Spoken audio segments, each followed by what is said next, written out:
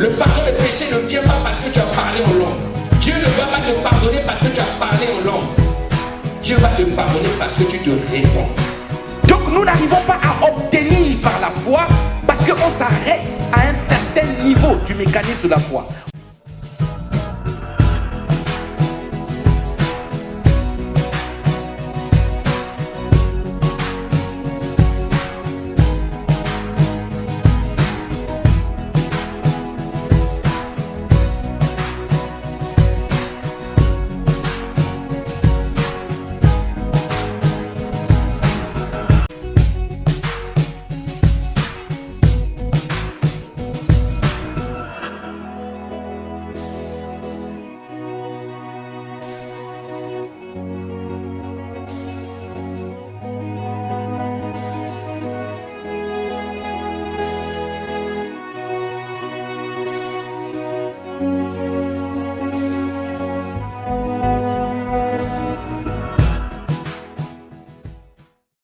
Donner une image céleste parce que nous sommes sur la terre, vous voyez, la Bible dit le juste vivra par la foi, il marchera par la foi, c'est-à-dire il y a des choses que moi et toi nous ne voyons pas, mais ces choses là sont vraiment réelles.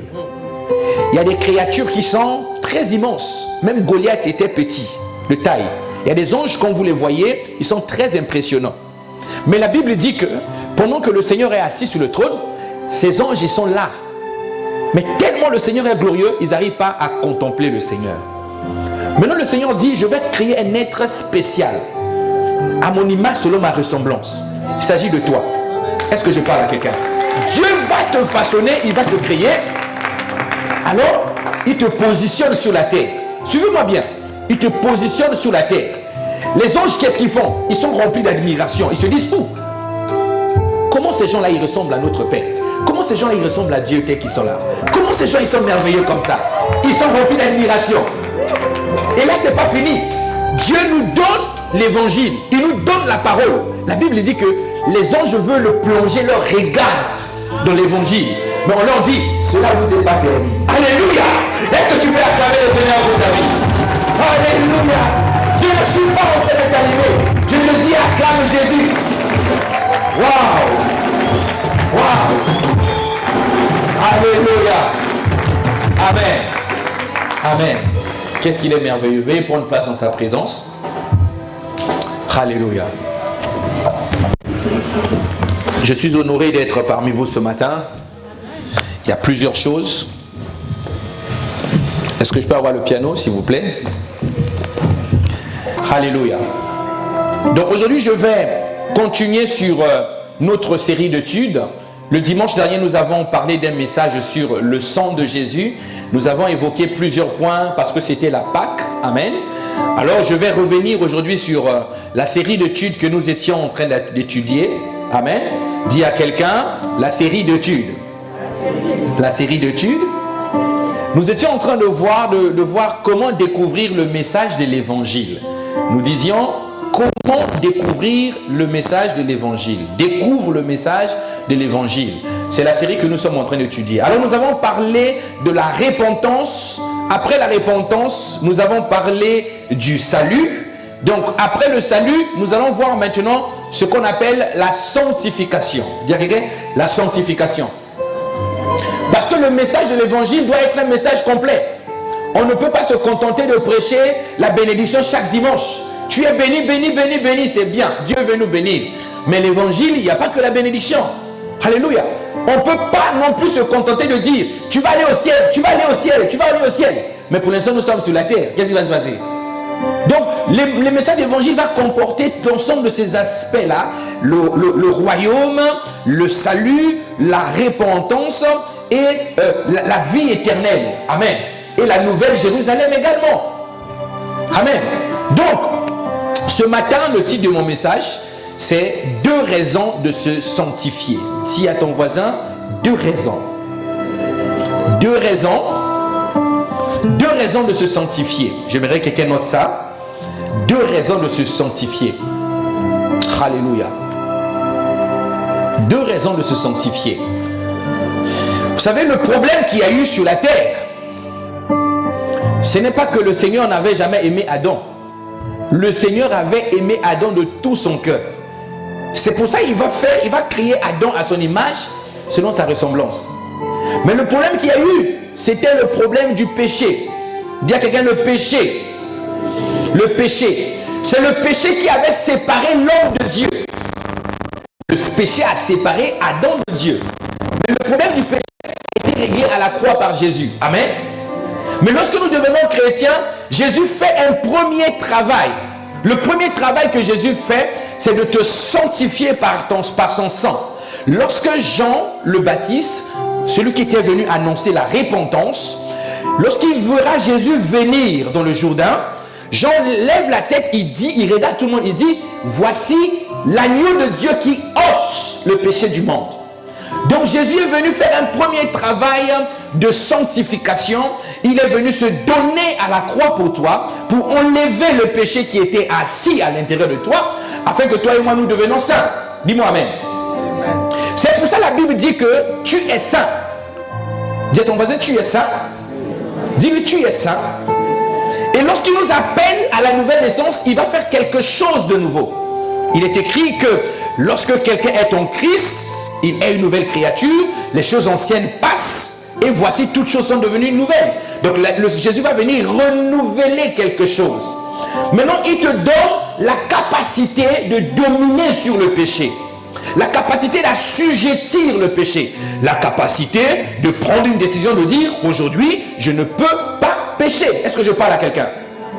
Donc ceux qui se disent, oh pasteur, c'était plus fort que moi, je n'arrivais pas, il était seulement question que je monte. Si je ne montais pas, ça n'allait pas être une bonne chose. Mais je n'avais pas le choix, tu vois papa, il y a le mensonge d'Abraham. Est-ce que je parle à quelqu'un? Ce n'est pas la volonté de Dieu, dis-moi amen. Donc Jésus va faire ce travail de sanctification là, il va te donner le pouvoir, il te dit, celui qui est né de moi ne pêche pas. Et celui qui est né de moi ne peut même pas pratiquer le péché. Non seulement tu ne pêches pas, mais tu ne peux pas faire du péché une habitude. Est-ce que je parle à quelqu'un? Ce pouvoir-là, Dieu te l'a donné, Dieu m'a donné ce pouvoir. Alléluia. Alors, c'est quoi se sanctifier? C'est quoi réellement? Lorsqu'on parle de la sanctification, c'est un terme qui devient un peu général. Les théologiens prennent ce terme, ils expliquent avec des mots que les gens ne comprennent pas. Mais la sanctification, laissez-moi vous dire, si je devais expliquer la sanctification, je dirais plutôt, se sanctifier, c'est le fait de prendre des décisions chaque jour de ne pas commettre le péché. Est-ce que je parle à quelqu'un? C'est ce qu'on appelle la sanctification. Le fait de prendre les décisions quotidiennement, lorsque les circonstances se présentent, de ne pas pécher. En faisant comme ça, tu es en train de se sanctifier. Est-ce que je parle à quelqu'un? Choisir chaque jour de ne pas pécher, c'est ce qu'on appelle la sanctification. Lisons la parole dans 1 Thessaloniciens, versets 4 à 7. 1 Thessaloniciens 4 à 7. 1 Thessaloniciens chapitre 4, verset 7. La Bible va nous parler. La Bible dit, car Dieu ne vous a pas appelé à l'impureté, mais à la sanctification. Car Dieu ne vous a pas appelé à l'impureté, mais à la sanctification. Autrement dit, un des appels de Dieu pour ta vie, pour ma vie, c'est la sanctification. Est-ce que je parle à quelqu'un? Donc quand on parle d'être appelé, appelé c'est quoi? Lorsque Dieu t'appelle, par exemple lorsqu'on dit le Seigneur t'appelle pour le ministère, parce qu'il y a des choses à faire, il te choisit, il t'établit, pasteur, pour que tu fasses ces choses-là. Amen. Donc lorsque la Bible parle d'appel, ce n'est pas seulement devenir pasteur, prophète, tout ça. Non, il y a des appels particuliers. Dieu attend de toi, Dieu attend de moi que nous nous sanctifions. Dis-moi amen. Alléluia. Mais ici nous voyons que la sanctification vient s'opposer à ce qu'on appelle l'impureté. Donc le contraire de se sanctifier, c'est se souiller. Amen. Le contraire de se sanctifier, c'est commettre les péchés. Alléluia. C'est possible. Dis à ton voisin, c'est possible. C'est possible. C'est possible. Alléluia. Lisons 1 Corinthiens 3, 7. 1 Corinthiens chapitre 3, verset 17 plutôt. 1 Corinthiens 3, verset 17. La Bible dit, si quelqu'un détruit le temple de Dieu, Dieu le détruira. Car le temple de Dieu est saint. Et c'est ce que vous êtes. Si quelqu'un détruit le temple de Dieu, Dieu le détruira. Car le temple de Dieu est saint et c'est ce que vous êtes. Est-ce que tu me comprends? Même si tu as une certaine perception de ta personne qui n'est pas bonne, mais ce matin, je suis venu te dire que tu es le temple de Dieu. Alléluia. Dieu habite en toi, peu importe ce que tu as. Même si tu as une démarche bizarre, tu as un visage bizarre, mais tu es le temple de Dieu. Est-ce que je parle à quelqu'un? Mais si la Bible dit que si quelqu'un détruit le temple, le Seigneur lui-même en personne va se présenter face à cette personne pour la détruire à son tour. Et laissez-moi vous dire, c'est très dangereux de tomber sous les coups du Seigneur. C'est mieux pour toi qu'un homme te frappe pour te tuer, mais le Seigneur, quand il va te frapper, ce n'est pas pour te tuer. Il va te frapper pour que tu aies très mal. Est-ce que je parle à quelqu'un? Il va bien te frapper pour que tu saches que ce que tu as fait là est mauvais. Donc ici, la Bible dit que si tu détruis le temple, Dieu te détruira. Détruire le temple, c'est quoi? C'est souiller le temple. Détruire le temple, c'est quoi? C'est commettre des fautes, des péchés. Vous voyez, bien aimé, nous avons catégorisé des péchés. Nous croyons qu'il y a des péchés qui sont normaux. Il y a d'autres qui sont graves, il y a d'autres qui sont moins graves. On a fait l'échelle des péchés. Moins 1, moins 2, moins 3, moins 4. Devant Dieu, ça n'existe pas. Que tu aies tué, tu es pareil que celui qui a menti. Est-ce que je parle à quelqu'un? Que tu aies commis l'impudicité, tu es pareil que celui qui est parti voler un biscuit. Vous êtes pareil. Il n'y a pas de petit péché devant Dieu. Tout ce qui est péché est condamnable. Est-ce que je parle à quelqu'un? Alléluia.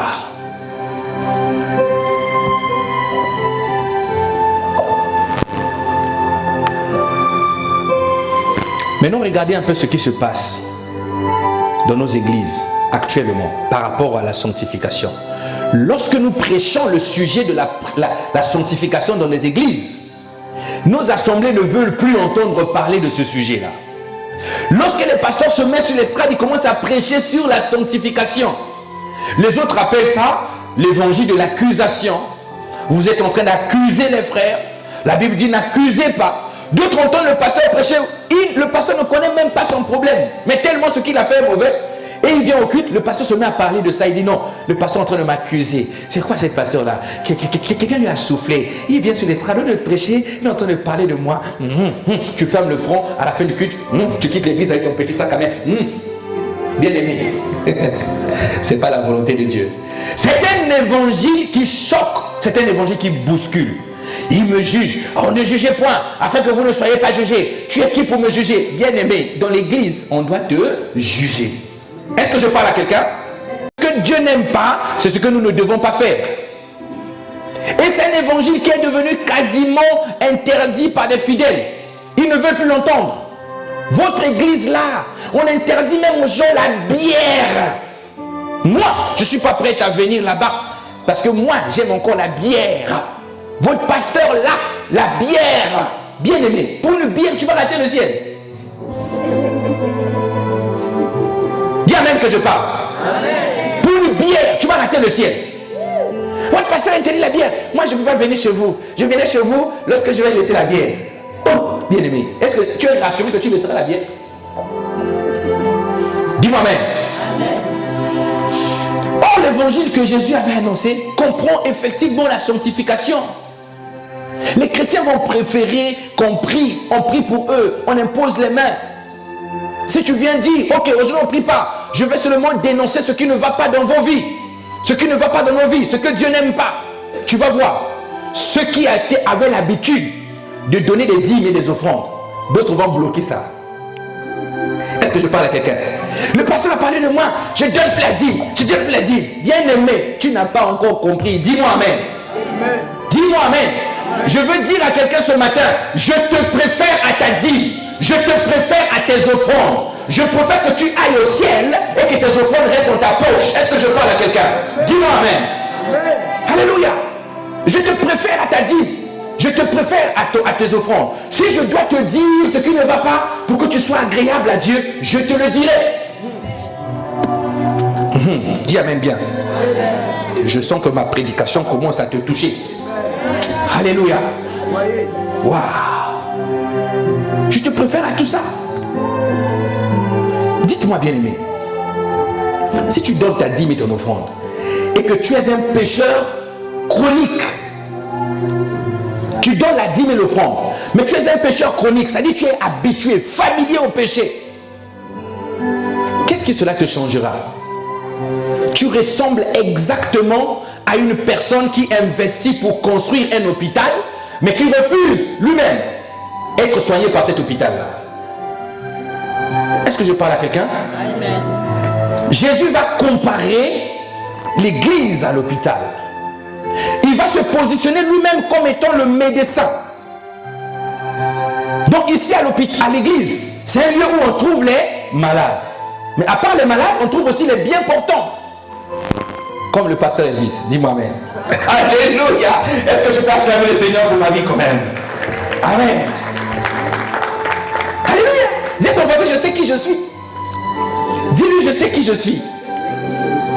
Maintenant, pose la question. Est-ce que toi, tu es malade ou tu es bien portant? Qui ne s'énerve pas? Dis-lui, est-ce que toi, tu es malade ou tu es bien portant?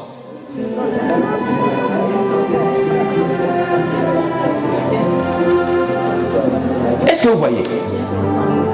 Jésus va même te dire que si tu as ton offrande, dans Matthieu chapitre 5, si tu as ton offrande, l'offrande ou la dîme là, tu veux donner ça. Tu sais que toi là, ton frère là a un problème contre toi. Ne donne pas, tu vas nous distraire. Vous savez, une des raisons qui font que les finances des églises n'avancent pas, parce que l'argent que nous recevons quelquefois, ce n'est pas l'argent qui est destiné à l'église. Comment une femme, toi tu vas prendre l'argent dans le compte joint pour donner à l'église, le mari ne sait pas, et tu donnes l'argent, le pasteur est content. Sœur, je te bénis. Tu rentres à la maison, le mari s'énerve. Vous pensez que c'est normal? Tu insultes ton mari et tu viens ici nous présenter des offrandes. Est-ce que Dieu prend plaisir à ça? Non.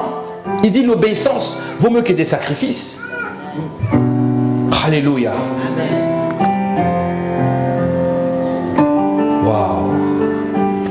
On va lire Marc chapitre 2. Marc chapitre 2 verset 17. Marc 2 17. Marc 2 17. Marc 2 17. La Bible dit: ce que Jésus, ayant entendu, il leur dit: ce ne sont pas ceux qui se portent bien qui ont besoin de médecins, mais les malades. Et Jésus dit: moi, Jésus, je ne suis pas venu appeler les justes, mais des pécheurs. Alléluia. Donc, si tu sais que tu as encore du mal avec le péché, ta place est dans l'église. Amen. L'église, ce n'est pas seulement un lieu où on reçoit des gens saints, des gens droits. Même si je sais que beaucoup de chrétiens deviennent hypocrites dans ces temps de la fin. Ça ne va pas à la maison, tu arrives à l'église, tu joues à un jeu, tu deviens soudainement saint. Tu pries, tu parles en langue, tu pleures même en langue. Vous savez, il y a des gens qui pleurent en langue. Tu dis, oh, mon ami, toi le Saint-Esprit te fait même pleurer comme ça. Dis-moi amen. Les chrétiens, beaucoup d'enfants de Dieu sont devenus des artistes. Or, ce que Dieu attend de nous, c'est quoi? Tu sais que ta vie ne bénit pas Dieu, ta vie n'honore pas le Seigneur. Lorsque tu arrives, qu'est-ce que tu fais? Tu es à l'hôpital. Laisse le temps au médecin de te traiter. Alléluia. Les choses peuvent être cachées devant les hommes, mais devant Dieu, rien n'est caché. Devant Dieu, tout est à nu. Alléluia. Tous ceux qui pêchent, c'est ceux que Jésus appelle des malades. Alléluia. Quand tu pêches, tu es malade. Et quand tu refuses d'entendre le message de la sanctification, tu es en train de refuser les soins. Amen. C'est pour ça que quand tu vois un homme commencer à forcer sa femme, chérie, va à l'église. Pas l'église. Pas l'église. Des fois, il voit qu'à la femme, la maison, elle devient compliquée. Il y a des hommes comme ça. Lui, il ne prie pas. Mais son travail, c'est d'envoyer sa femme à l'église. Lui, il vient même, il peut te déposer. Lui, il te dépose. Chérie, va à l'église. Parce que des fois, il voit la maison, le comportement là. Non, a besoin de soins. Dis à une soeur, tu as besoin de soins. Dis-lui, tu as besoin de soins. Alléluia. Vous avez besoin de soins. Il ne faut pas refuser le diagnostic du médecin. pries, tu jeûnes à l'église, 21 jours de jeûne, mais tu es encore quelqu'un de très colérique. Tu es malade. Bien-aimé, comment tu peux t'énerver en période de jeûne? Comment tu peux insulter ton mari en période de jeûne? Il y a des soeurs comme ça. Hein? Il insulte. L'atmosphère change à la maison. Il n'y a pas de chance. Le pasteur vise le téléphone sonne. Là, j'aime les chrétiens. Bonjour papa. Mon ami, Dieu te voit. On ne se moque pas de Dieu. Dis-moi, amen. Comment tu peux t'énerver au point de commencer à insulter ton mari ou ta femme en période de jeûne? Comment tu peux faire ça?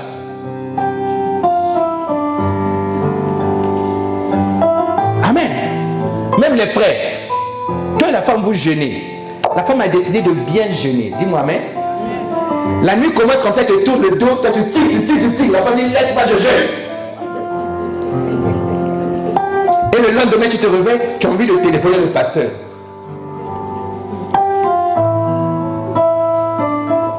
Alléluia. Tu diriges l'église, tu es dirigeant à l'église. D'accord? Mais chez toi, tu critiques les frères et sœurs que tu conduis. Est-ce que c'est la volonté de Dieu?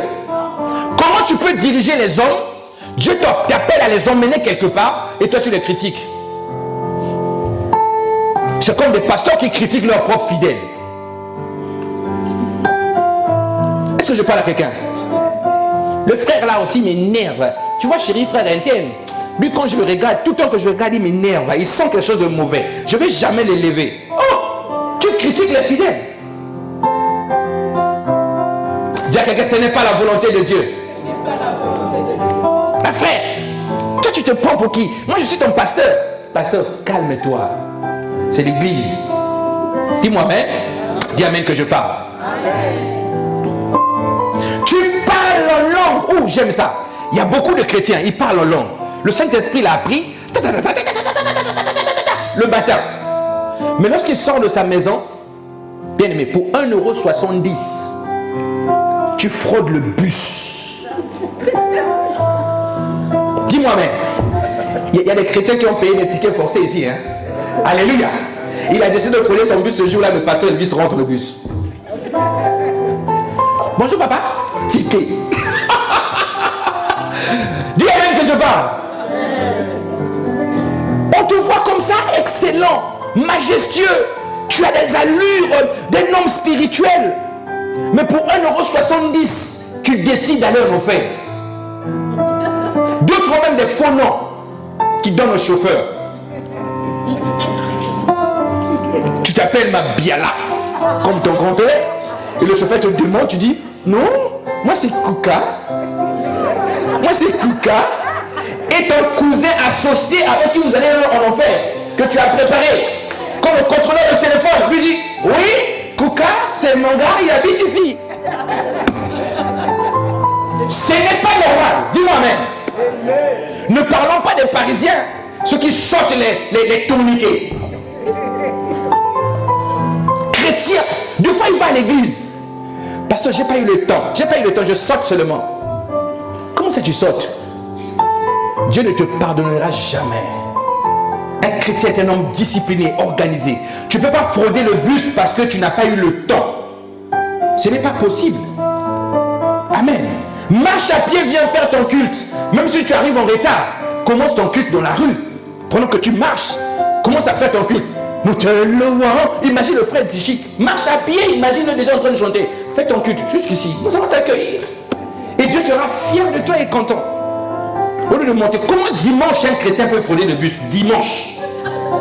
Bien aimé, le jour où toutes les caméras de Dieu sont braquées sur vous, dimanche toi tu fraudes le bus. Et il y en a que les contrôleurs connaissent déjà. Donc dès qu'ils montent comme ça dans le bus, ils laissent tout le monde, ils viennent d'abord chez toi. Quelle image! Tu viens nous dire ici, prier, pasteur, je suis scellé du Saint-Esprit. Quel Saint-Esprit tu es scellé? J'ai dit, arrête mon gars. Va payer les amendes. Dis-moi amen. Dis-moi amen. Waouh.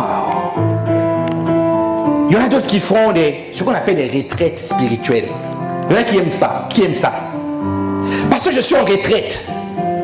Je suis en retraite. Ah, ma soeur, toi ta retraite elle ne finit pas. C'est important. Nous sommes dans les temps de la fin. Il faut se mettre souvent en retraite. Sœur, tes retraites là, où tu n'arrives même pas à te brosser les dents parce que tu es en retraite. Et tu vois quelqu'un focalisé comme ça, en retraite, lorsque à la maison, le mari ou la femme veut lui parler, il est là tout le temps, ou elle est là tout le temps, en train de rappeler les choses de 1910. C'est un péché. Dis-moi amen. C'est un des poisons qui tue les couples. Même Dieu qui a créé l'homme va dire, les choses anciennes sont passées. Toi tu viens déclarer les choses anciennes. Tu sais, quand on était à telle adresse, tu m'avais fait ceci à 12 heures. Et moi, je t'avais pardonné. Maintenant, tu reprends encore. Tu sais, quand on était là-bas, avant de venir, toi, tu avais dit ceci. Moi, j'avais noté ça. Ah, depuis que je dors avec toi, toi, tu as ça dans ton cœur. Ma soeur, deux fois, ton mari qui est jeune là, c'est un gros sorcier qui est à côté de toi. Bien même que je parle.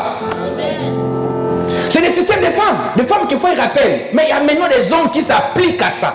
Ils détruisent les foyers avec des histoires passées. Oh, tu veux refaire ce que tu avais fait en 2002? Là, il recule comme ça. En 2002, écoute, je ne t'avais pas fait quelque chose parce que je ne voulais pas. Mais là, si tu le fais, 2002. Ah oui, je sais. Nous t'adorons. Ah, descends. Dis même que je parle. Dis-moi même bien. Waouh. En train de rappeler les choses passées, de rappeler les choses passées. À part ceux qui rappellent, il y a ceux qu'on appelle des rapporteurs. Il n'est pas au courant bien de l'affaire. Mais donc on lui donne juste un mot. Généralement, c'est ceux qui sont au chômage. Bien aimé. Il y a beaucoup de choses à faire dans le corps de Christ, à la maison, dans la rue. Comment toi tu peux passer le temps? On t'a donné une information, tu prends ton téléphone. C'est même pas toi qui paye, c'est le mari qui paye. Ou c'est aussi la femme qui paye, parce que c'est les hommes qui ont changé. Dis-moi, mais. Tu prends ton téléphone, tu utilises le crédit que lui paye pour commencer à calomnier les gens, à rapporter des informations.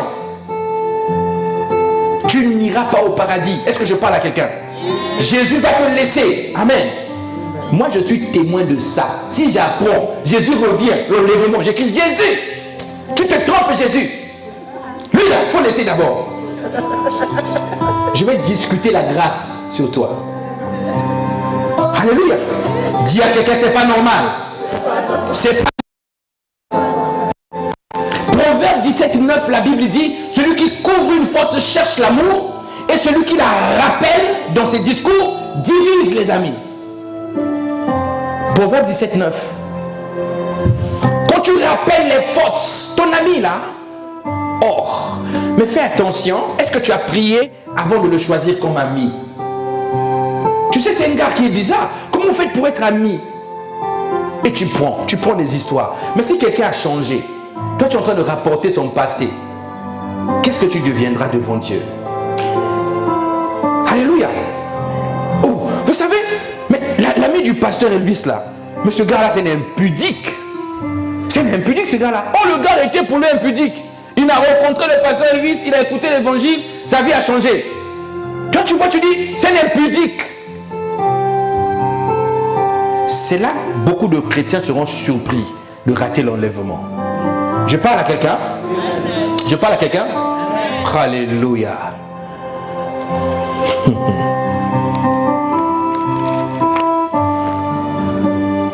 Vous savez, il y a une catégorie de chrétiens à l'église qui aiment prier pour le pasteur. Est-ce qu'on peut acclamer pour leur vie? Vous faites bien, c'est une recommandation biblique. Ça permet à l'église d'avancer. Mais dites-moi maintenant, comment toi tu vas prier pour le pasteur et tu vas critiquer l'église que le pasteur conduit? Dis-moi rien. C'est ce que nous faisons. Seigneur, bénis mon pasteur. Élève mon pasteur. Cette église-là, c'est quelle église? Les murs sales comme ça. Bien-aimé, Jésus revient, tu restes, tu resteras. Est-ce que je parle à quelqu'un? C'est une maladie. Tu pries pour le pasteur, tu critiques l'église, ou tu critiques les âmes que le pasteur conduit. Donc toi tu pries pour moi, tu critiques mes enfants dans la foi. Qu'est-ce que tu veux? En fait, tu es en train de dire, Dieu, bénis-le, fortifie-le. Mais tu es en train de dire, au Seigneur, je lui mène encore beaucoup de boulot, je lui donne encore beaucoup de boulot, comme ça il sera chargé, je vais encore le détruire en bas. Jésus revient, tu restes. Alléluia. Si Jésus est trop gentil, moi je vais parler à Simon-Pierre. Simon, toi qui es là-bas, dis que lui il ne rentre pas. Alléluia. Waouh.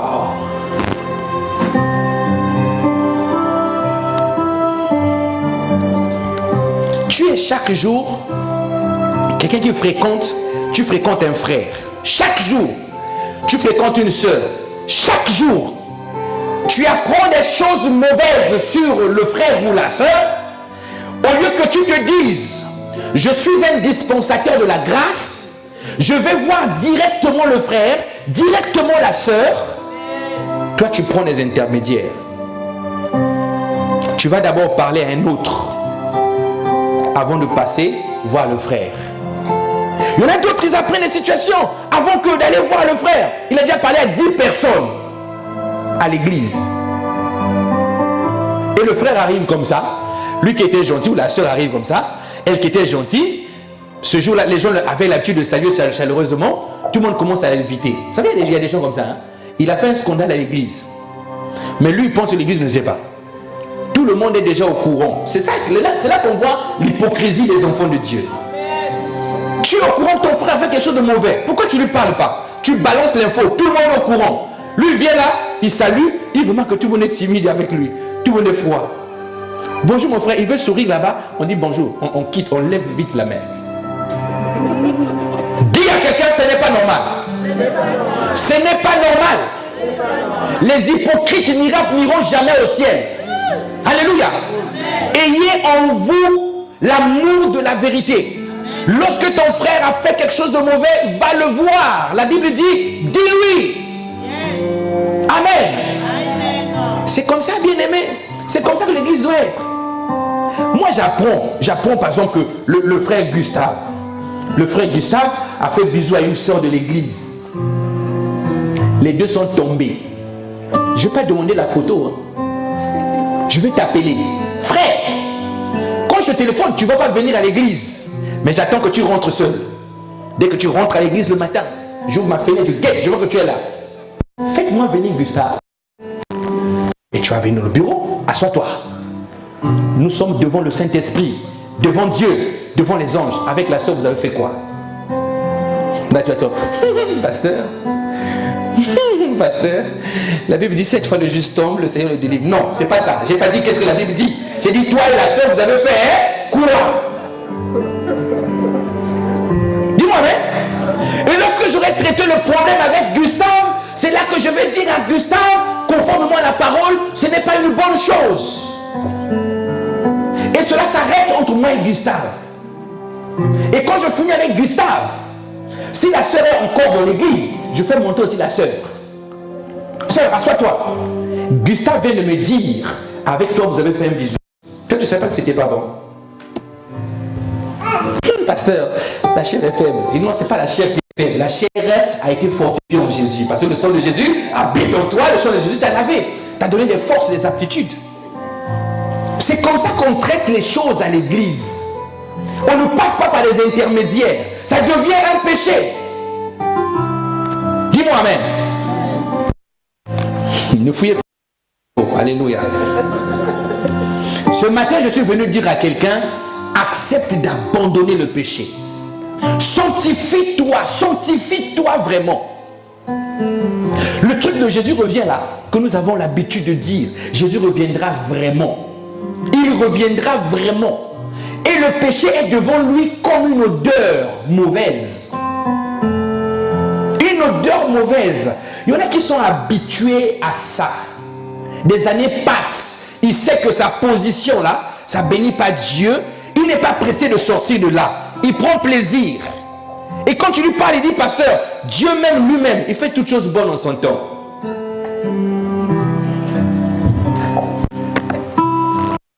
Vous savez, c'est très dangereux d'être chrétien, de donner du temps à l'église et de vivre comme un ignorant.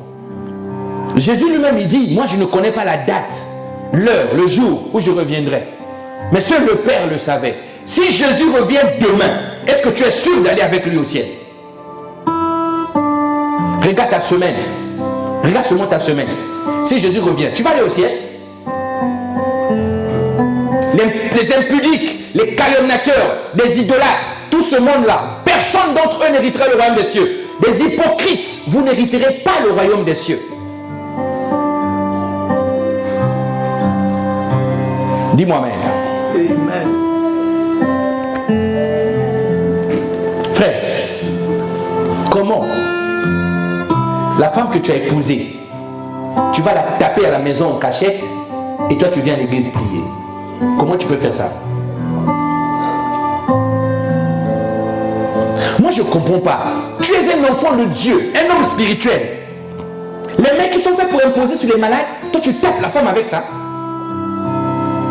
Dis à ton voisin, c'est pas normal. Bouscule, dis-lui, c'est pas normal. C'est pas normal. Depuis que j'ai donné ma vie à Jésus, je ne sais pas comment on tape une femme. Sois béni, frère. On peut acclamer pour sa vie. Alléluia. Frère, même si tu tapes encore la femme, acclame seulement. Dieu va te changer ce matin. Alléluia. Ce n'est pas seulement les frères qui tapent les femmes. Maintenant, les femmes aussi commencent à taper les frères. Le monde a changé. Le péché a dépassé les limites. Avant, on pouvait se marier avec une femme si tu étais un homme. Maintenant, tout est devenu mélangé. L'homme qui était appelé à taper la femme, tape la femme, mais les femmes aussi commencent à taper les hommes. Bien aimé, vous qui êtes encore célibataire là, va pas chercher une femme que tu vas épouser dans des dojos. Vous savez les dojos, les lieux on apprend les arts martiaux là. Où tu vas épouser une handballeuse professionnelle. Regarde le muscle. Alléluia. Tu es une femme, moi je suis célibataire. J'apprends que toi tu es une femme, tu fais la boxe. Quel choix de sport. Je ne t'épouserai pas. Moi je suis petit comme ça, toi tu vas venir. Non, jamais. Dis-moi même. Il y a des femmes comme ça, tu vois les bras de son père. Tu vois déjà gabarit, tu dis la forme là, si elle n'est pas restaurée, c'est pas une bonne chose pour moi, c'est dangereux. Frère, fouillez. Alléluia. Et quand c'est comme ça, tu vas épouser une femme comme ça, le péché rentre à la maison. Bagarre. Vous savez, il y a des couples, quand ils se battent, on dirait un combat de boxe. Les voisins sont même déjà fatigués d'appeler la police. Les enfants ont crié, fatigués, les voisins passent partis. Le papa soulève, il jette la maman, boum, la maman soulève le papa, boum, la télé pousse, la télé, boum, la maison devient, mais vraiment dans tous les sens. Et les enfants sont déjà dans une chambre, la gomme va fermer la porte là-bas. Comment vous pouvez vous battre, vous êtes chrétien, 1 heure du temps de bagarre? Après dimanche, vous venez nous embrouiller ici. Alléluia. Dis Amen. Dis Amen bien. Dis Amen. Il faut que ça change. Nous sommes fatigués de ça. L'église, ce n'est pas un endroit où on vient faire l'hypocrisie. Rien n'est caché devant Dieu. Le pasteur n'habite pas chez toi, mais Jésus habite chez toi et en toi. Est-ce que je parle à quelqu'un? Tout ce que tu fais dans le secret, tôt ou tard, Jésus te confondra devant tout le monde. Alléluia. Je veux exhorter quelqu'un à laisser les mauvais péchés qu'on fait dans le secret. Parce que, frère, soeur, si tu es quelqu'un qui est en train de maltraiter ton épouse ou ton mari, je te garantis, tu le fais longtemps dans le secret. Si tu es habitué à taper là-bas dans le secret, un jour tu vas taper devant l'église. Est-ce que je parle à quelqu'un? Dieu va permettre une colère en toi, tu vas taper la femme, boum! Je dis, frère! Et le pasteur sortait de la porte. Dis-moi même! Suspension directe, sans pitié. Alléluia! Rien n'est caché. Tôt Tout ce qui est caché devant Dieu finira par sortir. Finira par sortir.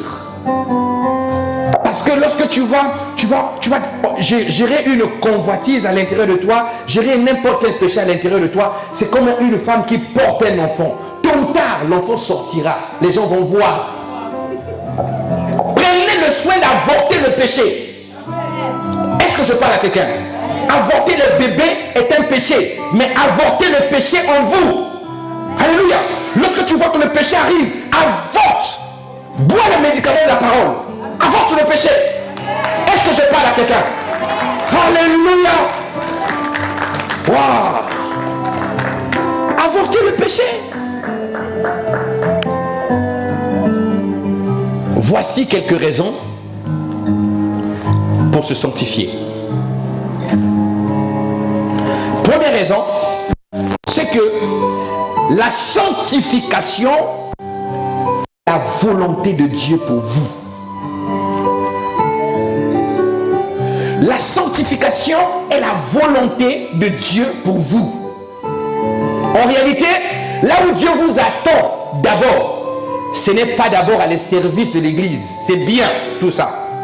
Là où Dieu vous attend d'abord, ce n'est pas, moi je suis vraiment active ou actif à l'église, je suis toujours avec le pasteur, j'intercède. Dieu n'a pas besoin de ça d'abord. Il a d'abord besoin que toi et moi, nous nous sanctifions. C'est sa volonté. Il commence d'abord par là. Une personne qui sert Dieu, alors qu'il y a beaucoup d'aspects de sa vie qui ne bénissent pas le Seigneur.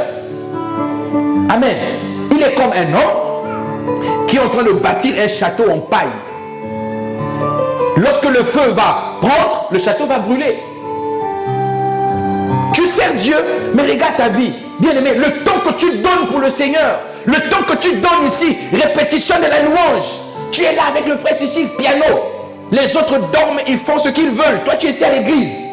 Tu viens même ici, tu dors par terre avec le pasteur. Tu te laves en bas là-bas dans les seaux d'eau. Tout le prix que tu payes à cause d'un péché, tu acceptes de laisser tomber ça. Dis à ton voisin, il faut que ça change. Il faut que ça change. Prenez la décision d'expulser le péché dans votre vie. Expulsez le péché. Expulsez le péché. Moi je disais, je vous dis toujours d'habitude, je vous dis que dans ma maison là, il y a des choses que j'ai interdites. J'ai interdit. Je ne parle pas à ma femme, hein, mais j'ai interdit. Je dis ça là, ça, ici là, plus jamais. Ça là, ici là, plus jamais. Moi je dois, un jour je l'ai déjà vu, Dieu me l'a montré. Il est beau, il me garde grand. Je rentre, donc quand je dors, j'ai la conscience que je dors devant l'ange de l'Éternel. Maintenant, à cause de toi, il y a toute une église à diriger. Moi, je vais dormir en colère à cause de toi. Oh, je te ferai bisous avant de dormir. Dis-moi Amen. Dis Amen. Dis-moi Amen. Oh, je dois dormir tranquille. Il faut que j'écoute l'ainsi dit l'Éternel. Il faut que j'écoute Dieu. Amen. J'ai des moments où quand je n'arrive plus à entendre la voix de Dieu, je suis dérangé. Dérangé. Comment tu es chrétien normal? Des années, des mois passent. 3 mois, un trimestre. Tu n'as même pas écouté Dieu une seule fois. Même si Dieu ne parle pas là, bien aimé, il y a un problème. Fais l'échographie, tu vas voir. Regarde, observe tes voix, regarde bien. Il y a des choses qui ont été bousculées. Donc la sanctification, c'est la volonté de Dieu pour toi. La volonté première de Dieu, c'est la sanctification. Amen. Nous venons de lire le livre de Thessaloniciens. 1 Thessaloniciens 4.3. Nous venons de le lire. 1 Thessaloniciens 4.3. Il est écrit que ce que Dieu veut, c'est votre sanctification. C'est que vous vous abstenez de l'impudicité. Ce que Dieu veut, c'est votre sanctification. Ce que Dieu veut. Donc c'est la volonté de Dieu pour vous. Donc la volonté de Dieu pour vous, pour toi et moi, ce n'est moi. Bon, je suis déjà marié. Hein? Amen. Dis-moi Amen. La volonté de Dieu pour toi, ce n'est pas d'abord de te donner le mariage. Mais Dieu va d'abord te sanctifier avant que tu ne rentres dans le mariage. Est-ce que je parle à quelqu'un? Afin que ton mariage soit un mariage heureux. Bien aimé, Vous qui êtes encore des concubins là, dans des maisons là, vous commencez déjà à vivre des situations de mariés compliquées avant d'aller à la mairie. Mais avant d'épouser cet homme-là, l'impudique que tu as chez toi là, ou l'impudicité, ça, la femme, est-ce que tu es rassuré que, au moins dans votre état là, est-ce qu'elle est sanctifiée? Lorsque tu vas l'emmener dans le mariage, est-ce qu'elle ne va pas te créer des problèmes? Vous vivez en concubinage. Mais quand tu vois une femme commence à te forcer, épouse-moi, épouse-moi, épouse-moi, épouse-moi, tu sens déjà l'esprit des querelles. Est-ce que je parle à quelqu'un? Ne l'épouse pas. Et sors de là où tu es, sors de là où tu es. Si tu vois que tout le temps ça devient une obsession, ne me touche pas, épouse-moi. Dis sœur, la bonne chose c'est que je ne te touche pas. À compter d'aujourd'hui, on va casser l'impudicité. On va casser la fornication. Chambre à part. C'est bien, hein? Chambre à part. Moi je dors là-bas, toi tu dors là-bas. On se voit au couloir. Et je te salue. Bonjour dans le nom du Seigneur. Est-ce que je parle à quelqu'un? Dieu ne pourra jamais te donner le mariage sans qu'il t'attende au rendez-vous de la sanctification. Il veut te bénir, oui, c'est une réalité. Mais la première chose, il veut d'abord te sanctifier. Parce que si tu n'es pas sanctifié, il te bénit, cette bénédiction devient un danger pour toi. Est-ce que je parle à quelqu'un? Imaginez-vous un frère qui n'avait rien du tout à l'église. Un frère n'avait rien du tout. Le Seigneur vient, il le bénit. Il bénit le frère. Mais le frère, le caractère n'avait pas encore changé. Il aimait le péché. Tu sens que... Vous savez, il y a des frères comme ça quand ils rentrent à l'église. Il ne salue jamais les frères. Lui, il salue seulement les sœurs. Vous avez vu des frères comme ça? Moi, j'en connais. Hein? Si c'est les frères, il te salue comme ça. Bonjour. Il continue sa route. Mais si c'est une sœur, il prend le temps. Bonjour. Ça va? Pas doucement, il prend le temps avec le... Quand tu remarques un frère, hein, tu veux aimer un frère, parle avec toutes les sœurs. Elle prend beaucoup de temps avec toutes les sœurs à l'église. Quelquefois, ce n'est pas l'exhortation. Des sujets qui n'ont vraiment rien à voir. Un frère comme ça, vous pensez que si Dieu le bénit, déjà il vient à l'église en fraudant le bus. Le dimanche, tu ne le vois pas. En costume, il faut le bus. Je ne parle pas de mes fils de la foi, parce qu'il ne faut pas le bus. Dis-moi, mais mon père a quand même le Seigneur pour leur vie. Eux, ils ne fraudent pas le bus. Amen. Ceux qui fraudaient le bus, moi-même j'étais le contrôleur, je les ai attrapés. Dis-moi, amen. Voilà. Alléluia. Il y en a qui fraudaient le bus, je les ai attrapés moi-même. Et aujourd'hui, tu passes là-bas au guichet. C'est pasteur, oui, on m'a parlé de toi. Tu passes là-bas au guichet.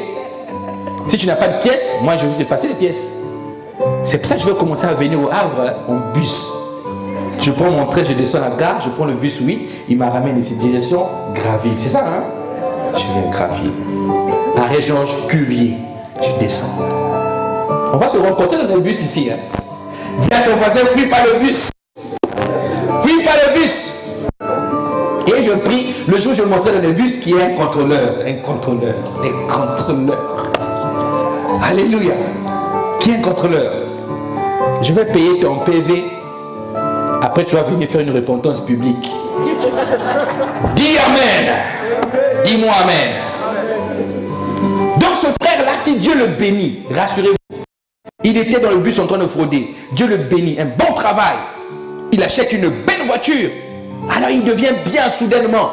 Vous allez voir, l'impudicité va monter en lui. Surtout s'il était célibataire. L'impudicité. Comment un frère peut sortir avec des sœurs de l'église? 2 sœurs, 3 sœurs à l'église qui sortent avec toi. Et les sœurs là connaissent aussi son compétition. Et à moi, on se discute. On se discute rien du tout. Vous discutez l'enfer ensemble. Est-ce que je parle à quelqu'un? Vous discutez la place sur l'enfer ensemble. Amen. Dis Amen que je te parle. Dis Amen bien. Moi je vais lutter. Moi je vais la voir. Je vais lutter. Quelle lutte tu as? Tu luttes pour l'enfer. Et d'autres pour lutter, ils vont vite. Oui, frère, fais-moi bisou. On va se marier plus tard. Fais-moi seulement bisou. Et on te fait bisou. La Bible dit, oui, mais la Bible dit simple baiser. Comment un simple baiser te fait fermer les yeux? Ça, c'est quel baiser qui est sain là? La soeur, quand on disait le pasteur peut passer, donc on donne le coup. Vite. Comment tu fermes les yeux pour un saint baiser? Les apôtres se saluaient les yeux ouverts. Ils tiennent comme ça. Bonjour Jean, bonjour Pierre, bonjour Simon, bonjour Jésus, Barthélemy, bonjour. Toi je dis, impudicité, est-ce que je parle à quelqu'un? Alléluia. Sanctifie-toi, c'est la volonté de Dieu. Un menteur béni était mort. Est-ce que je parle à quelqu'un? Un impudique béni était mort. Parce que tu vas aller avec ta bénédiction là dans la tombe et aux enfers. Waouh. Deuxième point, deuxième raison de se sanctifier, c'est que sans la sanctification, tu ne verras pas Dieu. Dis-moi, mais sans la sanctification, tu ne verras pas Dieu. Je veux que quelqu'un note ça, parce que je vais t'expliquer quelque chose aujourd'hui là. Le Seigneur m'a parlé de ce passage que nous avons l'habitude de lire comme ça. Le Seigneur m'a révélé quelque chose dans ce verset biblique. Sans la sanctification, tu ne verras pas le Seigneur. Hébreux 12, 14 nous parle de ces choses. Hébreux 12, 14 nous parle de ça. Il est écrit: recherchez la paix avec tous et la sanctification sans laquelle on ne verra le Seigneur. Ne verra. Les Grecs disent optanomai. Le mot est tiré de optique. Optanomai. C'est-à-dire, tu ne peux pas voir le Seigneur si tu ne te sanctifies pas. Optanomai, voir le Seigneur, ça veut dire quoi?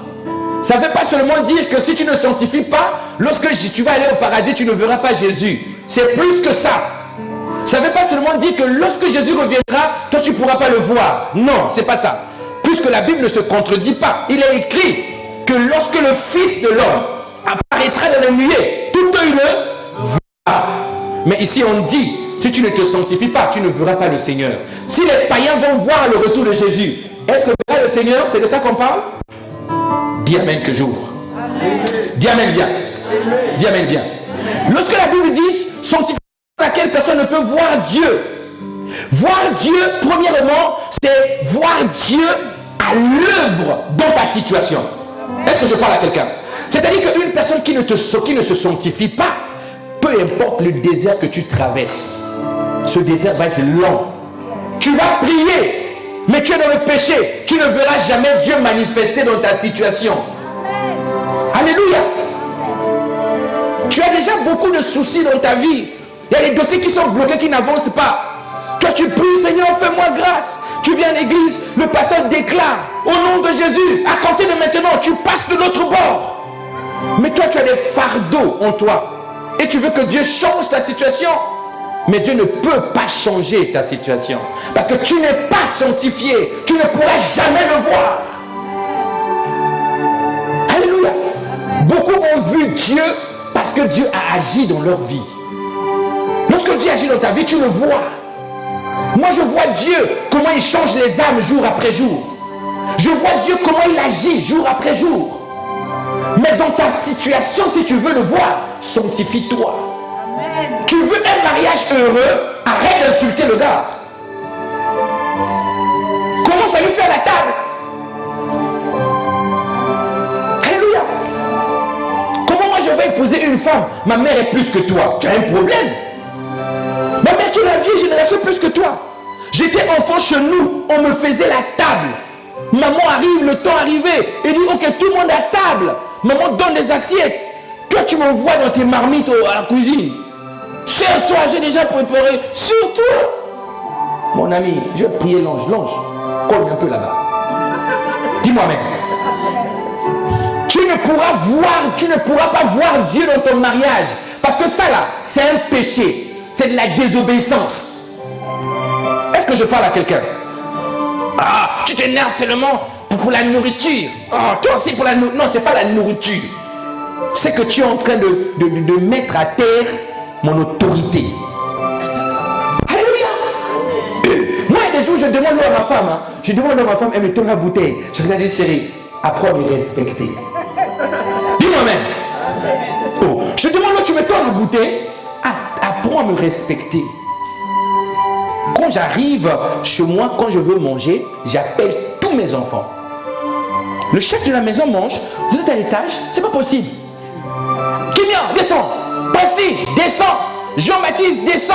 Asseyez-vous là, papa mange. Alléluia. Pendant que je mange, racontez-moi votre journée.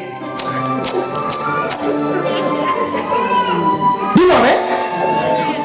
Et quand tu fais ça, tu évites de frustrer les enfants. Tu verras Dieu dans ta maison. Tu verras Dieu dans ta maison. Comment tu es malade dans ton corps, tu veux que le Seigneur guérisse. Tu cites des versets bibliques. Mais toi, tu insultes les gens, tu veux que Dieu te guérisse. Dieu ne va pas te guérir, tu ne le verras jamais. Tu vas mourir dans ta maladie.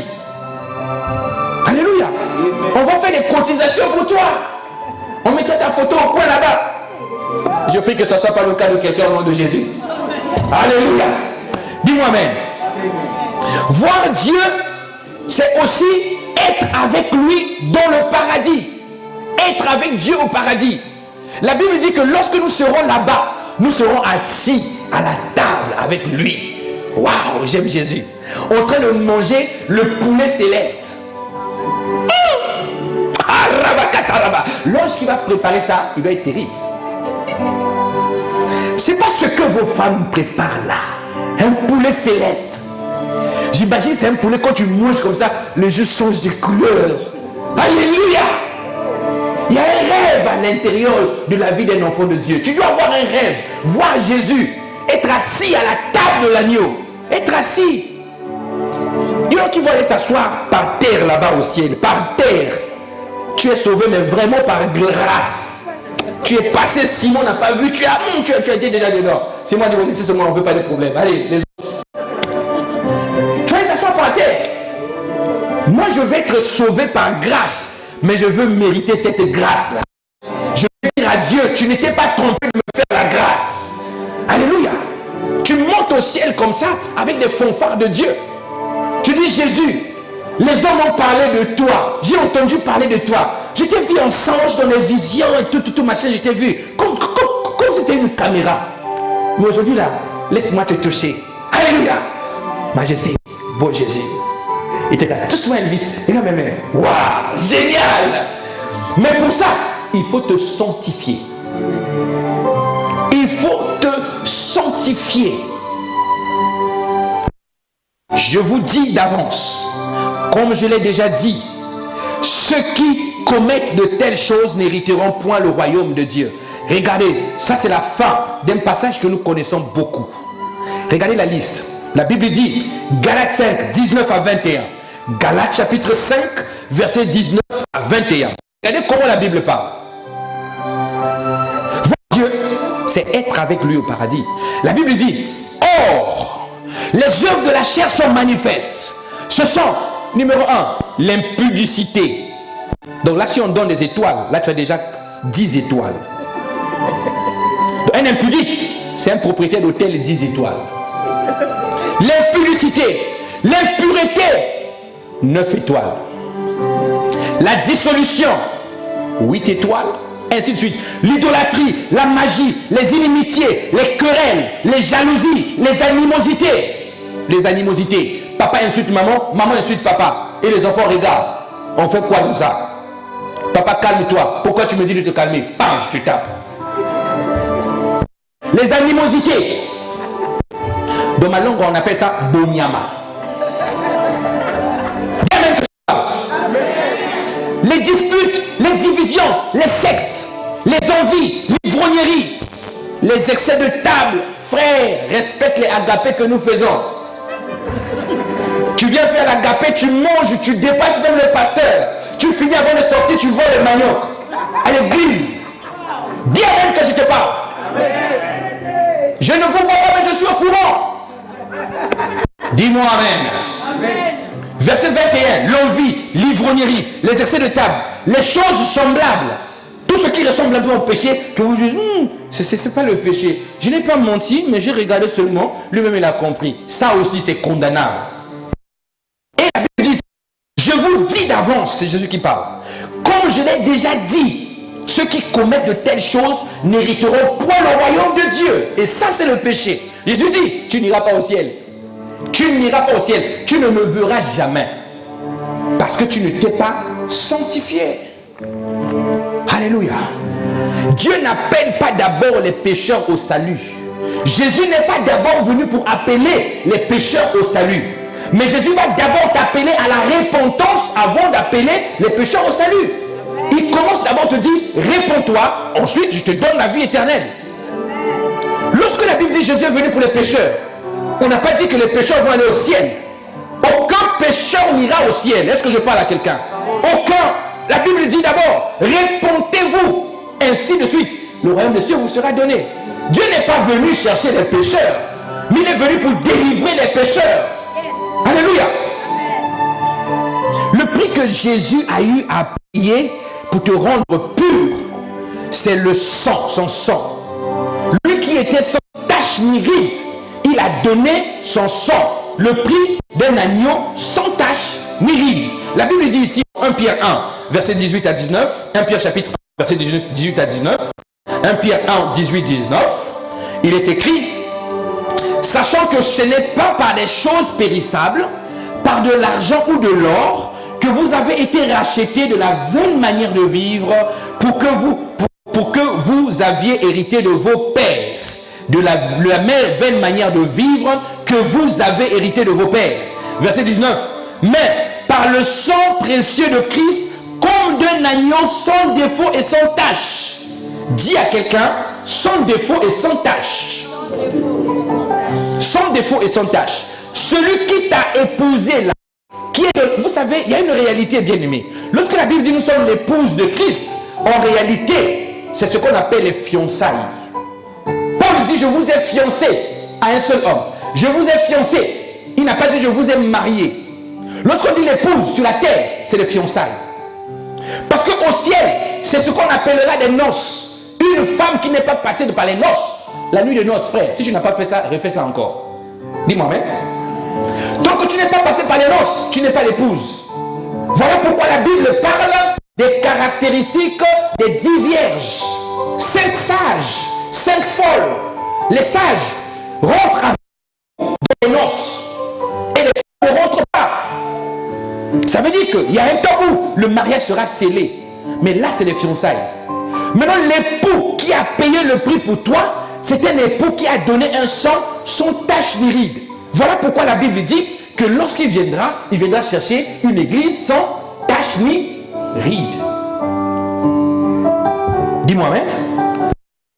Beaucoup vont rater l'enlèvement. La Bible dit, Ephésiens 5, 27, la Bible dit, Ephésiens 5, 27, afin de faire paraître devant lui cette église glorieuse, sans tache ni ride, ni rien de semblable, mais sainte et irrépréhensible, afin de faire paraître devant lui une église glorieuse, sans tache ni ride, ni rien de semblable, mais sainte et irrépréhensible. D'autres versions disent irréprochable. Autrement dit, lorsque Jésus va revenir te chercher, il doit te trouver irréprochable. Amen. Pour demander pardon à ton mari et à ta femme, n'attends pas le dernier jour de ta mort. Demande-lui pardon chaque jour. Bonjour chérie, est-ce que ce matin, depuis le matin, ça va? Ça va à la maison? Je t'ai pas bousculé? Non, ça va Elvis, pourquoi tu me fais ça? Là tu tapes un peu par le doigt et tu es belle toi. Dis-moi même. C'est pas compliqué le mariage, c'est un jeu. Quand Jésus est au milieu, le mariage devient un jeu. Elle veut s'énerver comme ça, même si ta carte bancaire est vide. Dis-lui seulement chérie, tu tenais pour un cadeau, pour la carte bancaire, et pour la carte il essaie comme ça, boum, ça passe pas. Oui, je voulais te dire que je n'ai pas d'argent, mais quand j'aurai l'argent, je vais le faire. Dis-moi même. Alléluia. Le mariage est simple. Mais quand tu n'as pas d'argent, tu veux montrer à ta femme que tu as l'argent, elle va te demander des cadeaux alors qu'il n'y a rien. Amen. Et quand tu es habitué à faire ça, quand tu vas lui dire je n'ai rien, elle ne va pas te croire. Donne-lui la carte bleue, on va bloquer. Alléluia. Après tu consultes le sol sur internet, tu imprimes le papier, tu laisses au lit. Quand elle rentre comme ça, elle voit le sol. moins 1000 euros. Elle ne peut pas te demander le cadeau. Et le mariage reste heureux. Chérie, t'inquiète pas, la fin du mois arrivera. Tu m'offriras toujours un cadeau. Dis-moi même. Amen.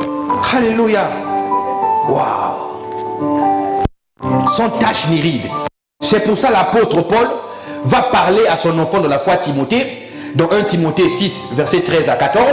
L'apôtre Paul va parler à Timothée. Regarde comment il va dire. Il va parler à Timothée. Il dit, je te recommande devant Dieu qui donne la vie à toutes choses et devant Jésus-Christ qui fit une belle confession devant Ponce Pilate. Verset 14, il dit, de garder le commandement et de vivre sans tâche, sans reproche, jusqu'à l'apparition de notre Seigneur Jésus-Christ.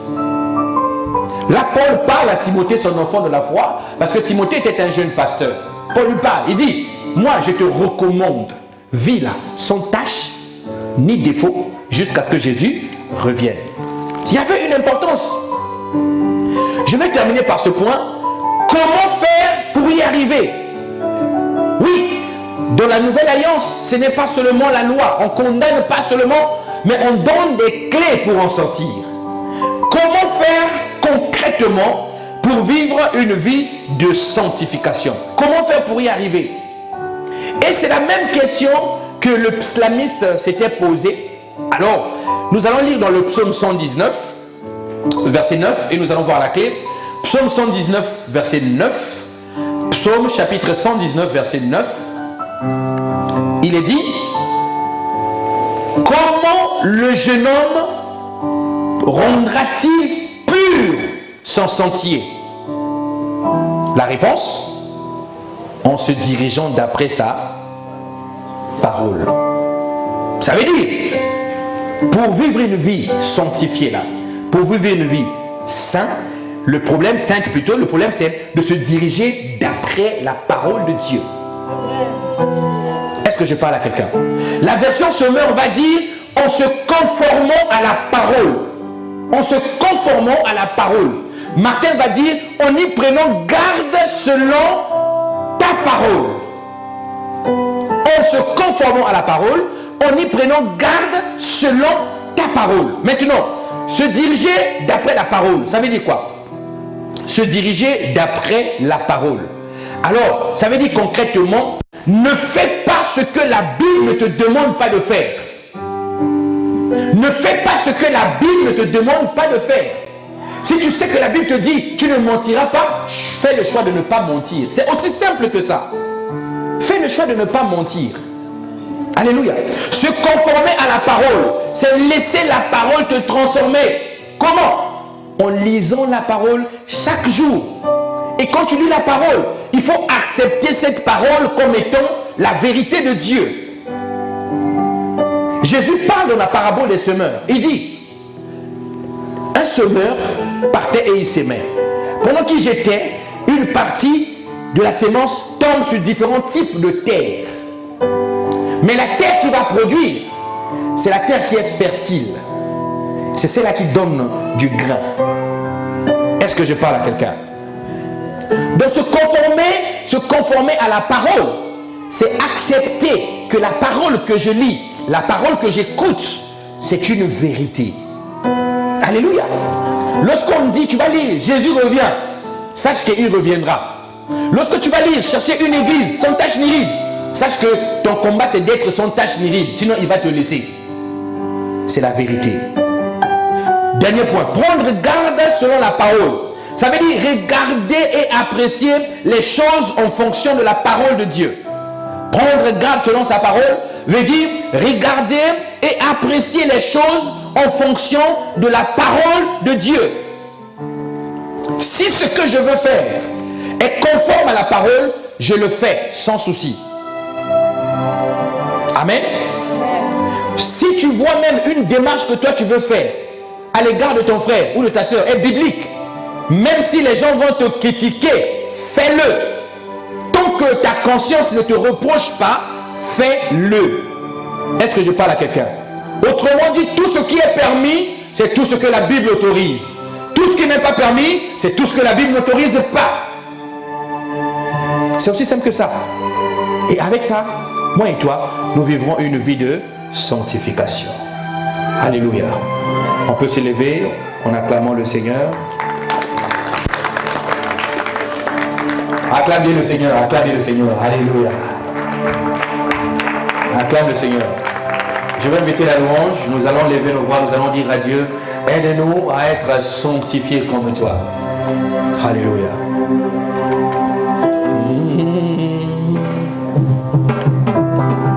Aide-nous à parler de toi.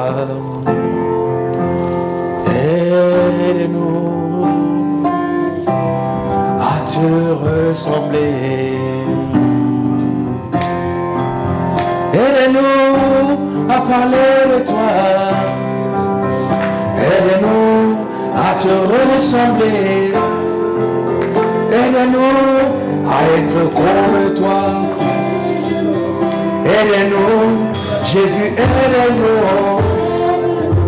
Aide-nous, Seigneur, aide-nous. Aide-nous à être comme toi. Aide-nous, Seigneur, aide-nous.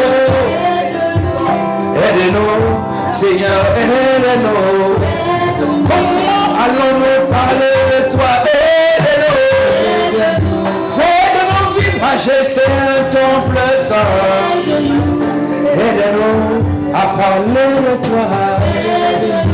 Aide-nous à te ressembler. Aide-nous à être comme toi. Aide-nous, mon roi, aide-nous. Aide-nous, Jésus, aide-moi. Ce matin, je suis venu te dire.